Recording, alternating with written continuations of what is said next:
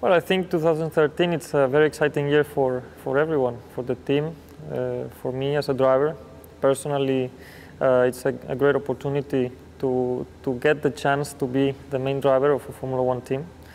I had been related to the team for the last 3 years, and learning everything from a different perspective and trying to adapt to myself to the Formula One atmosphere has been very important. And now that I will have the chance to live it from the first person point of view, it's a great chance for me to find a consolidation, first of all, in Formula One.